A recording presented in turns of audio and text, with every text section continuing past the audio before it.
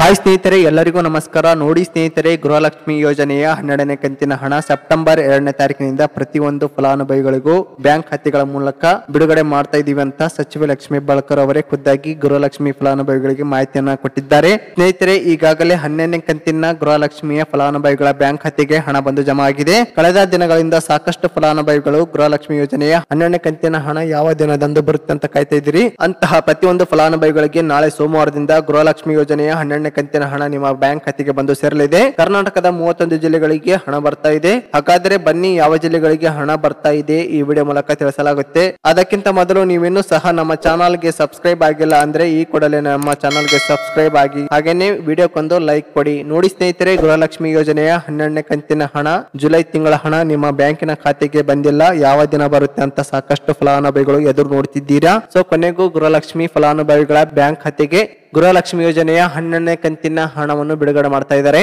ಸಚಿವೆ ಲಕ್ಷ್ಮೀ ಹೆಬ್ಬಾಳ್ಕರ್ ಕೊಟ್ಟಿರುವ ಮಾಹಿತಿಗಳ ಪ್ರಕಾರ ಪ್ರತಿಯೊಂದು ಫಲಾನುಭವಿಗಳಿಗೂ ಡಿಬಿಟಿ ಮೂಲಕ ಸೋಮವಾರ ಅಂದ್ರೆ ಸೆಪ್ಟೆಂಬರ್ 2ರಿಂದ ಈ ಒಂದು ಫಲಾನುಭವಿಗಳಿಗೆ ನೇರವಾಗಿ ಈ ಹಣ ಜಮಾ ಆಗಲಿದೆ. ಹಾಗಂತ ಸಚಿವೆ ಲಕ್ಷ್ಮೀ ಹೆಬ್ಬಾಳ್ಕರ್ ಅವರೇ ಬಂದು ಮಾಹಿತಿಯನ್ನು ಕೊಟ್ಟಿದ್ದಾರೆ. ಇಲ್ಲಿ ಸಾಕಷ್ಟು ಫಲಾನುಭವಿಗಳು ಗೃಹಲಕ್ಷ್ಮಿಯ 12ನೇ ಕಂತಿನ ಹಣ ಪಡೆದುಕೊಂಡಿದ್ದೀರಾ. ಇಂತಹ ಪ್ರತಿಯೊಂದು ಫಲಾನುಭವಿಗೂ ಕೂಡ 12ನೇ ಕಂತಿನ ಹಣ ಬಂದು ಜಮಾ ಆಗಲಿದೆ. ಇಲ್ಲಿಯವರೆಗೆ ಸುಮಾರು 95 ಲಕ್ಷ ಫಲಾನುಭವಿಗಳ ಬ್ಯಾಂಕ್ ಖಾತೆಗಳಿಗೆ ಸರ್ಕಾರದಿಂದ ಗೃಹಲಕ್ಷ್ಮಿ ಯೋಜನೆಯ 12ನೇ ಕಂತಿನ ಹಣ ಬಂದು ತಲುಪಿದೆ.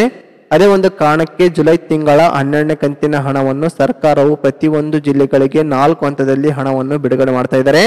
ಇಲ್ಲಿ ಸರ್ಕಾರ ಯಾತಕ್ಕಾಗಿ 4 ಹಂತದಲ್ಲಿ ಹಣವನ್ನು ಬಿಡುಗಡೆ ಮಾಡ್ತಾ ಇದ್ದಾರೆ ಅಂದ್ರೆ, ಈಗಾಗಲೇ ಫಲಾನುಭವಿಗಳ ಬ್ಯಾಂಕ್ ಖಾತೆಗೆ ಒಟ್ಟಿಗೆ ಹಣವನ್ನು ಜಮಾ ಮಾಡಲಿಕ್ಕೆ ಹೋದ್ರೆ ಸಾಕಷ್ಟು ಫಲಾನುಭವಿಗಳ ಹಣ ತಲುಪೋದಿಲ್ಲ.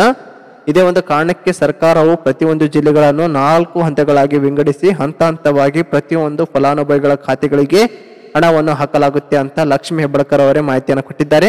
ಇಲ್ಲಿ ಮೊದಲ ಹಂತದಲ್ಲಿ ನಾಳೆ ಸೋಮವಾರ ಬೆಳಗ್ಗೆ 11 ಗಂಟೆಯ ನಂತರ ಮೊದಲ ಹಂತದಲ್ಲಿ ಬೆಂಗಳೂರು ವಿಭಾಗಕ್ಕೆ ಹಣ ಬರ್ತಾ ಇದೆ. ಈ ವಿಭಾಗದಲ್ಲಿ ಬರುವಂತಹ ಜಿಲ್ಲೆಗಳು ಬೆಂಗಳೂರು ನಗರ, ಬೆಂಗಳೂರು ಗ್ರಾಮಾಂತರ, ರಾಮನಗರ, ಚಿಕ್ಕಬಳ್ಳಾಪುರ, ಚಿತ್ರದುರ್ಗ, ದಾವಣಗೆರೆ, ಕೋಲಾರ, ಶಿವಮೊಗ್ಗ ಹಾಗೂ ತುಮಕೂರು. ಈ ಜಿಲ್ಲೆಗಳಿಗೆ ಬೆಳಗ್ಗೆ 11 ಗಂಟೆಯ ನಂತರ ಸರ್ಕಾರದಿಂದ ಗೃಹಲಕ್ಷ್ಮಿ ಯೋಜನೆಯ 12ನೇ ಕಂತಿನ ಹಣ ಜಮಾ ಆಗಲಿದೆ. ಅದೇ ರೀತಿಯಾಗಿ 2ನೇ ಹಂತದಲ್ಲಿ ಮಧ್ಯಾಹ್ನ 1 ಗಂಟೆಯ ನಂತರ ಬೆಳಗಾವಿ ವಿಭಾಗಕ್ಕೆ ಹಣ ಜಮಾ ಆಗ್ತಾ ಇದೆ. ಈ ವಿಭಾಗದಲ್ಲಿ ಬರುವಂತಹ ಜಿಲ್ಲೆಗಳು ಬಾಗಲಕೋಟೆ, ಬೆಳಗಾವಿ, ವಿಜಯಪುರ, ಧಾರವಾಡ, ಗದಗ, ಹಾವೇರಿ, ಉತ್ತರ ಕನ್ನಡ.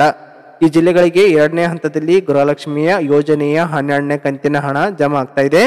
ಅದೇ ರೀತಿಯಾಗಿ 3ನೇ ಹಂತದಲ್ಲಿ ಮಧ್ಯಾಹ್ನ 2 ಗಂಟೆಯ ನಂತರ ಮೈಸೂರು ವಿಭಾಗದ ಚಾಮರಾಜನಗರ, ಚಿಕ್ಕಮಗಳೂರು, ದಕ್ಷಿಣ ಕನ್ನಡ, ಹಾಸನ, ಕೊಡಗು, ಮಂಡ್ಯ, ಮೈಸೂರು, ಉಡುಪಿ ಈ ಜಿಲ್ಲೆಗಳಿಗೆ ಮಧ್ಯಾಹ್ನ 2 ಗಂಟೆಯ ನಂತರ 12ನೇ ಕಂತಿನ ಹಣ ಬರಲಿದೆ. ಅದೇ ರೀತಿಯಾಗಿ 4ನೇ ಹಂತದಲ್ಲಿ ಮಧ್ಯಾಹ್ನ 3 ಗಂಟೆಯ ನಂತರ ಕಲಬುರಗಿ ವಿಭಾಗಕ್ಕೆ 4ನೇ ಹಂತದಲ್ಲಿ ಹಣ ಬರ್ತಾ ಇದೆ. ಈ ವಿಭಾಗದಲ್ಲಿ ಬಳ್ಳಾರಿ, ಬೀದರ್, ಕಲಬುರಗಿ, ಕೊಪ್ಪಳ, ರಾಯಚೂರು, ಯಾದಗಿರಿ, ವಿಜಯನಗರ ಈ ಜಿಲ್ಲೆಗಳು 12ನೇ ಕಂತಿನ ಹಣ ಪಡೆಯಲಿದ್ದಾರೆ.